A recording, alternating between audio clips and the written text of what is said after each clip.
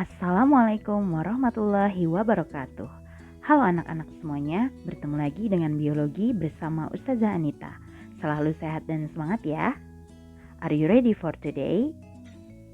Sebelum kita mulai pembahasan materi, mari kita bersama-sama mengucapkan basmalah.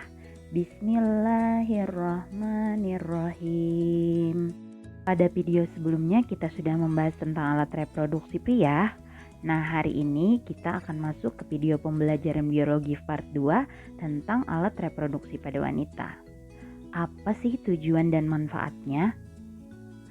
Tujuannya adalah untuk mengetahui alat dan fungsi reproduksi.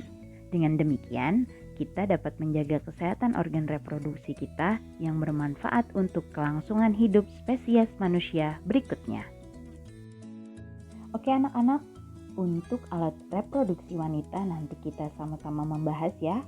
Itu ada dua, bagian eksternal atau bagian luar, dan yang satunya adalah internal atau bagian dalam. Nah, untuk alat reproduksi wanita bagian luar atau eksternal, yuk kita kenalan dulu dengan bagian yang namanya vulva.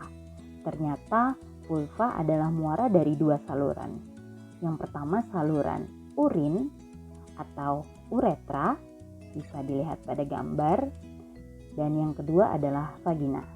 Vagina itu sendiri dia dilindungi oleh labia atau bibir yang terdiri atas pasang. Yang pertama labia majora dan yang kedua labia minora. Di ujung depan vulva terdapat klitoris yang mengandung banyak sel saraf yang menyebabkan klitoris sangat sensitif bagi wanita. Nah, selanjutnya untuk alat reproduksi wanita internal atau bagian dalam, kita mulai dulu ya dari sepasang ovarium atau indung telur. Nah, sepasang ovarium bagian kiri dan kanan ini berbentuk oval dengan panjang sekitar 3-4 cm. Di dalam ovarium ini ya banyak banget, sekitar ada 400.000 folikel, dan Masya Allah folikel ini sudah terbentuk sebelum wanita itu lahir. Fungsi ovarium itu sendiri yang pertama adalah menghasilkan ovum atau sel telur, dan yang kedua menghasilkan hormon estrogen dan progesteron. Bagian internal kedua yaitu adalah tuba Fallopi atau oviduk atau saluran sel telur yang berwarna panah hijau. Bagian ini panjangnya sekitar 10 cm ya. Bagian pangkalnya berbentuk seperti corong, namanya adalah infundibulum, dan ujungnya yang kayak jumbai-jumbai itu disebut fimbria ya. Fungsinya untuk menangkap ovum ketika terjadi proses ovulasi. Kalau ada ditanya spesifikasi fungsi tuba Fallopi adalah sebagai tempat fertilisasi atau pembuahan, tempat bertemunya sel telur atau ovum dan sel sperma. Nah, setelah terjadi fertilisasi nih ya, atau tadi adalah pembuahan antara sel telur dan sel sperma, maka nanti terbentuklah zigot ya. Zigot ini akan berkembang menjadi embrio, kemudian menjadi janin. Nah, prosesnya itu terjadi di rahim ya, atau bahasa kerennya kita menyebutnya uterus ya. Nah, uterus ini dindingnya tebal dan berotot ya. Lapisan dalamnya disebut juga sebagai endometrium atau dinding rahim. Endometrium banyak mengandung pembuluh darah dan tebal serta memiliki otot ya. Ujung rahim menyempit, itulah yang disebut serviks ya, atau serviks itu adalah mulut rahim. Nah, bagian ini ya perlu benar-benar dijaga kesehatannya karena terkenal sering kena kanker ya. Pasti semua tahu ya kanker serviks.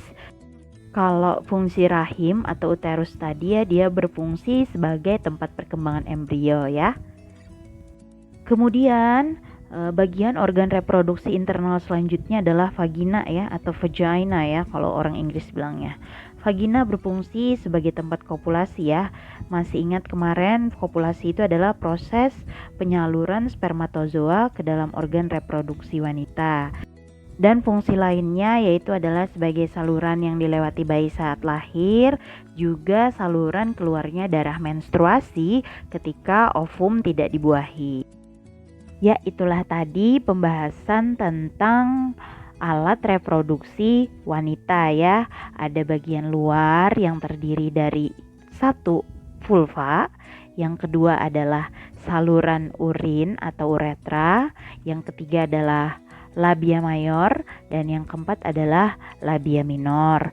Sementara untuk bagian internal atau bagian dalamnya itu pertama terdiri dari ovarium atau indung telur, yang kedua adalah tuba falopi atau oviduk atau saluran telur, yang ketiga adalah uterus ya atau rahim, dan yang terakhir adalah vagina.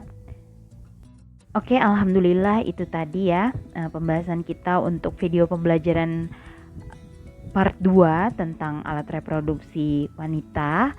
Nanti kita akan kembali lagi ke video selanjutnya. Ustazah mengucapkan terima kasih atas perhatiannya. Semoga informasinya bisa diterima dengan baik ya.